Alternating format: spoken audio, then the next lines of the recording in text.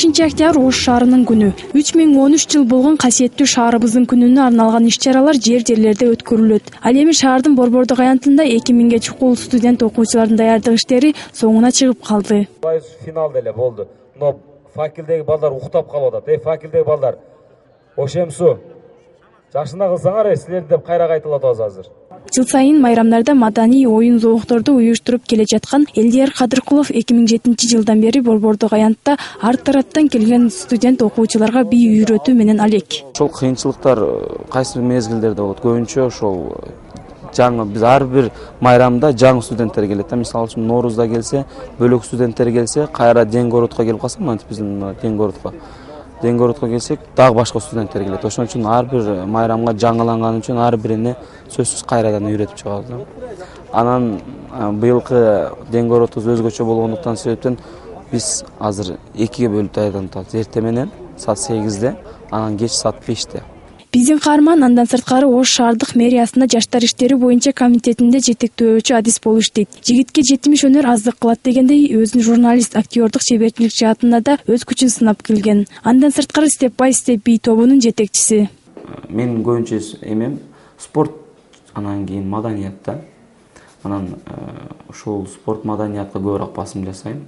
Маданият иш-чараларды көбүрөөк уюштурам, спорт иш-чараларды көбүрөөк уюштурам. Анан көбүрөөк баягы спонсорларды ал жактан бул жактан тартып, ушул биздин иш-чараларга баягы неме өзүңдүн каражатың көп нерсеге жете бербейт го, ошондуктан ар жактан инвесторлор тартып, ошо иш-чараларды өткөзөбүз. Маалымат үчүн айта кетсек, бүгүн кечинде Алымбек Татка комплекстик эс алуу багында майрамдык иш-чара өтөт. Ал эми эртең кечки саат 7-де Борбордук аянтта Ош шаарынын күнү белгилөнүү алдында турат. Майрамдык кечеге өлкө башчысы Алмазбек Атамбаев да келүүсү күтүлүүдө. Уулкан Зунду кызы Надыр Боронбаев ынтымак.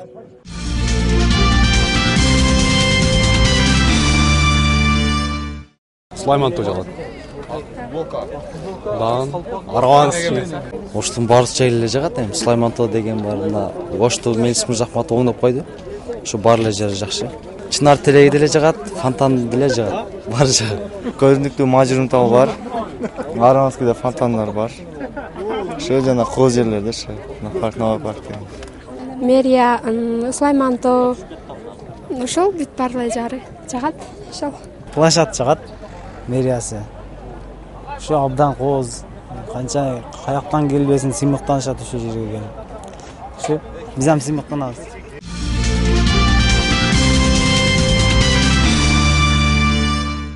Бүгүн биздин кадырлуу конокторубуз болуп Насирдин Исановдун туугандары. Бүгүн Ош мамлекеттик университетинде Кыргызстандын белгилүү мамлекеттик жана коомдук ишмери Насирдин Исановдун 70 жылдык мааракесине арналган Өрнөктүү өмүр аттуу конференция болуп, ага маркумдун жакын туугандары, ректор, мугалимдер жана студенттер катышты. Анда көрүнүктүү инсандын басып өткөн жолу эл үчүн жасаган жумушун студенттерге жайылтуу максатында өткөрүлгөнүн ректор өз сөзүндө белгилеп өттү. Талкысы күнү Ноокат районунда Насирдин Исановдун музейи, эстелиги, Насирдин Исанов атындагы парк ачылган атат. Насирдин Исановдун калтырган эмгеги, элге арнаган өмүрү жөнүндө Кыргызстанда жалпы жаштарга өрнөк катарында айтылып, ал кишинин ишмердүүлүгү тарыхта жазылып, такталып, ал кишинин адамдык сапатына, коомдук иштерине жана ушул Кыргыз мамлекетинин патриотту катарында калтырган өрнөгүнө баам салып, ага баа берип аткан мезгил. Белгилүү инсан мамлекеттик жана коомдук ишмер Насирдин Исановдун 70 жылдык мааракесинин алкагында Кичи Мекенин Ноокаттын Көкбел айылында эстелиги тургузулат. Бул салтанаттуу аземге өлкө башчысы да катышуусу күтүлүүдө. Эскерте кетсек, Насирдин Исанов 1990 жылы декабрда өлкөнүн вице-президенттигине дайындалып, 1991 жылдын 22 январынан тарта Кыргыз Республикасынын премьер-министрлик кызматын аркалаган. Жогорку кеңеш Насирдин Исановдун 70 жылдыгын белгилөө боюнча токтомду 2013 жылдын 3 апрелинде кабыл алган. Уулкан Зунду кызы Надыр Боронбаев ынтымак.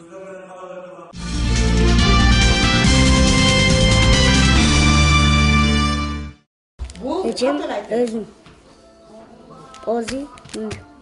Бүгүнкү күндө Ош шаарындагы ички иштер башкармалыгына караштуу өспүрүмдөрдү адаптациялоо жана реабилитациялоо бөлүмүндө жашап жаткан Дилназ жана анын 3 жениси Каракулча районунун Алайкуу айылында төрөлүшкөн. 14 жаштагы Дилназдын айтуусунда алар 2009-жылы апасы дүйнө салган соң атасы менен бирге Бишкек шаарына иштөө үчүн кетишкен. Бишкекте иштеп, Бишкектен кайра кыйналып кеткенден кийин кайра Ошко келди. Оштон ак тилекте жашап жүрүп, квартирадан чыгып жүргөн, анан дачага барганбыз.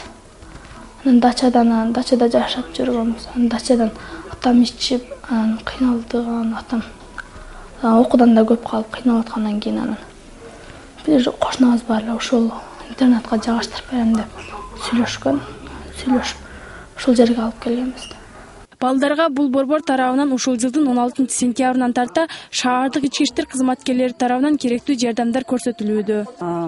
Биздин проект УВД менен кошо биргиштешет. Бүт колубуздан келген жардамдарды берип атабыз. Бизде социальный работниктер иштейт, социальный жардам беребиз. Билимден артта калышкан колубуздан келишинче билим берүүгө аракет кылып атабыз, жазышат, сүрөт тартышат.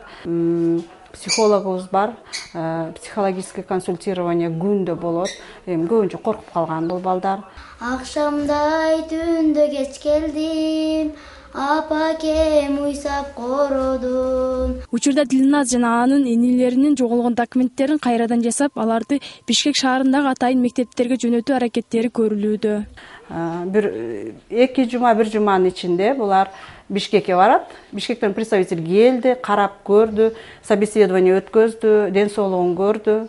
Ошого андан кийин уже Чолпон атага барып ошол жерде окуй турган болуп атышат. Детский деревня Кыргызстан. Ал жердин шарты жакшы. Атасы уруксат берди. Кароосуз калган балдарга жардам көрсөтүүчү аталган борбордо бул 4 бир туугандардан сырткары азыр дагы бир кыз убактылуу жашоодо. Анын тагдыры да кыска убакыт аралыгында чечилет дейт борбордун кызматкери.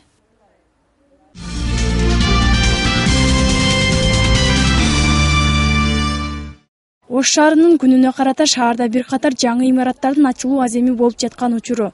Алардын катарында Амур Темур кичи шаарчасынын Калелин массивинде да жаңы мектеп бар. Бул мектептин расмий ачылуу аземи эртең премьер-министрдин катышуусунда өтөт. Мамлекеттик бюджеттин эсебинен курулган бул мектепте учурда 500га жакын бала билим алууда. Мектеп директору Азимжан Абдыразаковдун айтуусунда ата-энелердин талабына ылайык мектепте өзбек жана орус тилдеринде сабактар өтүлмөкчү.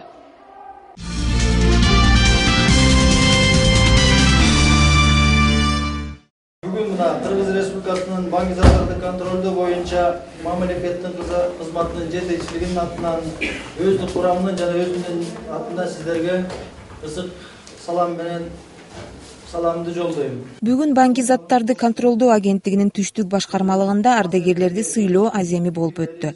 Кыргыз Республикасынын мамлекеттик банк заттарды контролдоо кызматынын биринчи орун басарынын милдетин аткаруучу Бактыбек Суймбаев өз сөзүндө ардагерлердин кеңешин түзүү учур талабы экендигин айтып өттү. Банк заттарга байланыштуу кылмыштуулукка каршы күрөшүүнү күчөтүүнү көздөп, Кыргыз Республикасынын өкмөтүнүн колдоосу менен түштүк аймакта ар бир областтарда банк заттарды контролдоо мамлекеттик кызматынын өз алдынча башкармалыктар түзүлүп, азыркы учурда Жалал Абадта өзүнчө башкармалык, Баткен областында өзүнчө башкармалыктар ийгиликтүү иштеп жатышат. Мына жетекчилери арабызда отурушат. Банк заттарды каршы жүргүзүлгөн күрөшүүнүн натыйжасында 3-жылдын 9 айында түштүк аймагы боюнча банк заттарды мыйзамсыздыкка байланыштуу 70ге жакын кылмыш аныкталып, мыйзамсыз жүгүртүүдөн жалпысынан 1,5 тоннадан ашык ар кандай наркотикалык заттар алынды бүгүнкү күндө.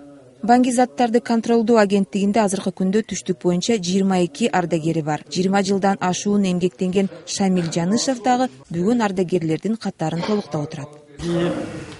Муну менен эле кийип чепкен жамсаң карып калба, кайра. Анан өздүк курамдын өзүнүн баягы кичине белеги бар экен, ошону Салтанаттуу жыйындын жүрүшүндө ардагерлерге арналган өздүк курам даярдаган чакан концерттик программа тартууланды.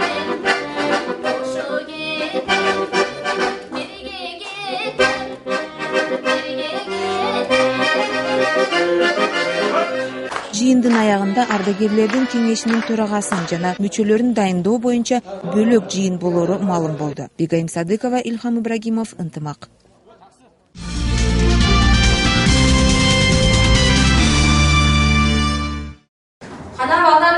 келгендер менен биз музыка сабагына кыргыз жери дегендерди ырдайт экенбиз. Бул класста билим алып жаткан окуучулардын дээрлик 50%-нын эч кандай документтери жок. Бирок ага карабай мектеп жетекчилиги мындай балдарга билим берүүнү колго алышып, быйылкы окуу жылына 130 баланы кабыл алышкан. Мырза Турсунзада атындагы негизги мектебинде 544 окуучу окуйт.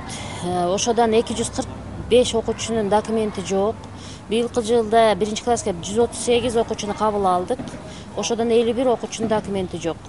Биз документи жок окуучуну окууга тартпай коелук десек, Кыргызстан мыйзамында бардык бала окууга немеси бар да, укугу бар. Ошон үчүн балдарды документи барбы, жокпу бардыгын кабыл алабыз. Учурда жалпы болуп аталган айылда 4000ге жакын үй бүлө жашайт. Бирок алар мамлекет тарабынан көрсөтүлүүчү акысыз кызматтардан пайдалана алышпайт. Бул деле пенсияга документтерди ырасташ, ошол пенсия курагына жашы жеткен адамдар арыз менен ошол биздин социалдык кызматтарга кайрылганда өздүгүн аныктоочу документтер керек.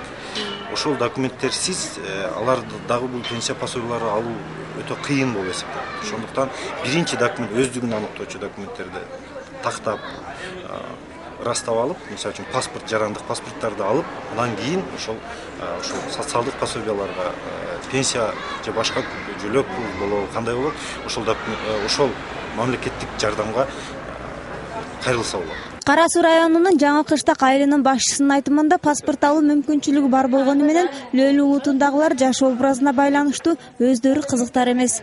Анткени алар туруктуу бир жерде эмес, көбүнчөсү ар кайсы аймакка көчүп жашашат. Болот, бирок өздөрү да аракет кылыш керек. Өз ата-эне дагы мисалы баласында жок болсо, көбөлөгү жок болсо өздөрү да аракет кылса болот. Эмнеге башка да болот, бизде эмнеге болбойт экен? Ошо өздөрү да аракет кылыш керек. Аракет кылгандарды үй бүлөсүнө кирсеңиз, полный документтери бар. Ошо документтер бардары, ошо документ алгандар азыр пособие менен камсыз болуп атат, мисалы пособие алып атат. Анан пенсионерлер пенсияга чыгып документ алгандан азыр пенсия алып атат. Белгилей кетсек, аталган айылда бүгүнкү күндө 600 түтүнүү жашайт. Бирок алардын ичинен 2000дей гана жашоочунун паспорттору бар.